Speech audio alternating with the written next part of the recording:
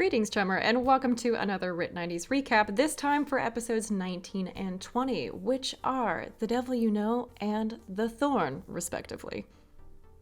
For this episode, we are back in the spell-slinging town of Unihide, and as the fissure opens up, revealing a river of fire, the group scrambles to stay on their feet. Mordred, Marjorie, and Hal lose their footing and tumble down towards the fire below. However, Hal is able to stop his descent using his halberd, and Marjorie is able to catch Mordred as she transforms into a giant eagle. Frisky uses his boots of spider climbing to hold his position on the well before using magic to jump into a nearby building. Theo and Stu initially manage to stay upright, but the weight of the gem eventually causes Theo to start to topple into the chasm. As she begins to fall, Stu was able to tear the gem from her grasp. In a strange turn of events, Stu decides to consume the gem before falling. As he does, he experiences several magical side effects, including, but not limited to, sprouting magical non-corporeal wings, only being able to shout for a minute, and turning into a sheep. Theo, still in giant form, crashes into Marjorie and Mordred, knocking him from her grasp. However, Theo channels her divine energy to manifest her own set of spectral wings, which she uses to fly down and catch Mordred. Marjorie, Hal, and Frisky are able to make it to safety on the surface as the fissure begins to close. Down below, Stu, Mordred, and Theo are sealed beneath the ground. As they float above the river of fire, Theo notices an entrance to an old mine where she is being flagged down by a scruffy-looking miner. The trio flies into the mine shaft to meet him as the magic of their spectral wings wears off. The miner introduces himself as Jebediah. I didn't make this up, guys. And he tells Theo that he's been trapped and needs help getting to the surface. Seeing as they are in the same position, Theo, Mordred, and Stu make their way deeper into the abandoned mines. The group eventually happens upon Echo, who had somehow gotten separated from the party during the sandstorm. She carves into a giant pink gelatinous cube with her two short swords as Theo and Stu rush to her aid. Mordred, unarmed, takes some time to tinker with the magical toolkit that Frisky lended him. Echo and Stu take turns striking at the glowing cube, while Theo tries to charm and incapacitate it. Theo casts Tasha's hideous laughter, and apparently gelatinous cubes do have a great sense of humor. However, Theo's comedy set was short-lived as the pair brought the cube to its quick demise. During this time, Mordred is able to construct a magical firearm, which he tests out before the party goes deeper into the mine. Back on the surface, Marjorie, Frisky, and Hal are able to take shelter in a nearby building while they plan their next move. After taking a moment to collect themselves and review what they know about the town's history, Marjorie and Frisky determine that they need to head toward the abandoned wizard's tower to gather more information on the gem and the demon incursion. Marjorie is able to use her druidic magic to help the group stealth past the wandering townsfolk who seem to be possessed by some infernal magic. Once at the base of the tower, Frisky uses his boots once again to scale the wall and break into the window on the top floor. Marjorie and Hal, with Frisky's help, are also able to make it to the top where they find the wizard's study. Frisky pores over several books in the library and determines that there's something bigger going on in the town of Unihide than they had previously understood. They gather that there is a history of rituals that involve the magical ley lines that converge underneath the town, and that the gem was used to help seal something away before Theo, removed it. With this new information in hand, Frisky turns to leave the tower, but not before a spectral figure emerges in the doorway.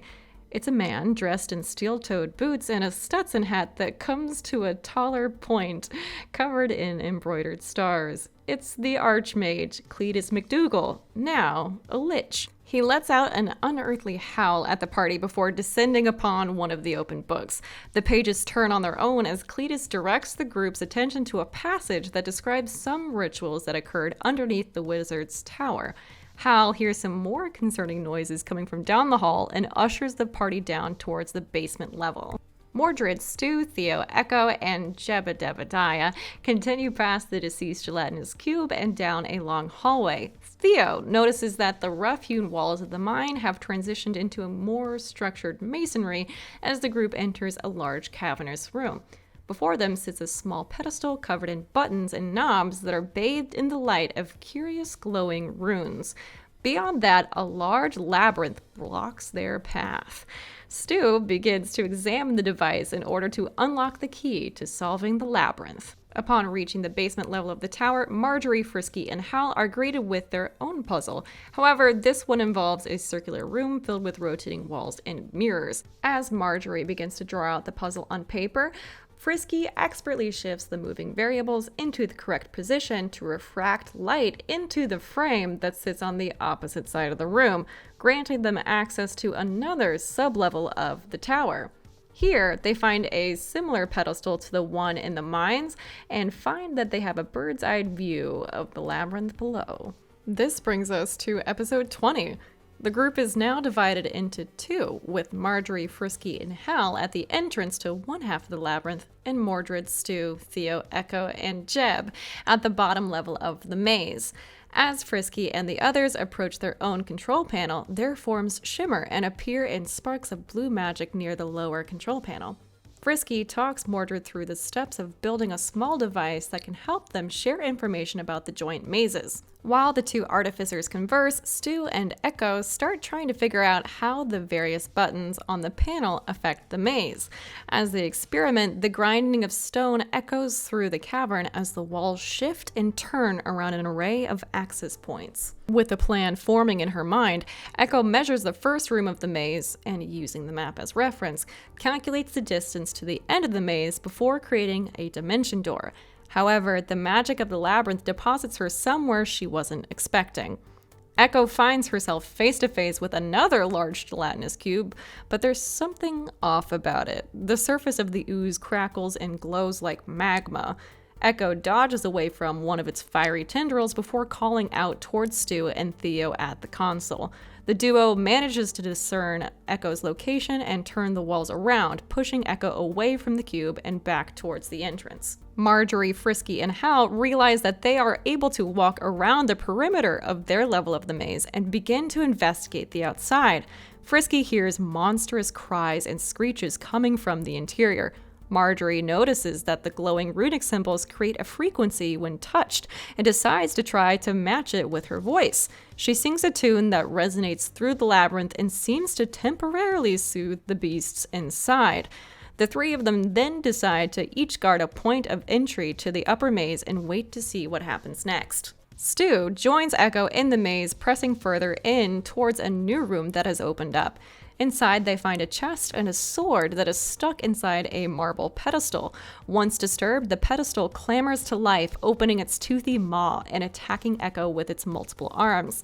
Stu circumvents the mimic encounter entirely and ransacks a nearby treasure chest before the two of them flee the maze once more. Realizing that the labyrinth is presumably full of similar monstrosities, Mordred and Echo summon their familiars and send them out into the maze to report back on what is lurking within each room so that the party can safely cross. After finishing their map of the labyrinth, the party used their newfound understanding of the controls to traverse the maze. On the other side, they found a large magical apparatus. Thinking back to their research in the Wizard's Tower, the party figured out how to activate the device using the gem, and a large portal hummed to life back near the entrance to the mine. As the portal opened, Archmage Cletus reappeared to fight back the demon that began to crawl through the rift between worlds. After pushing the entity back, Cletus urged Mordred to cross over and back to his home plane while the magic was still active. Leaping through the portal, Mordred's wooden form careened through the astral plane, the wood and thorns peeling back to reveal his original astral form. As his spirit returned, Mordred jolts awake, back in the small cavernous Boblin Cave on the outskirts of Seattle. Tune in next episode to find out what happens next, and always remember, the birds work for the bourgeoisie.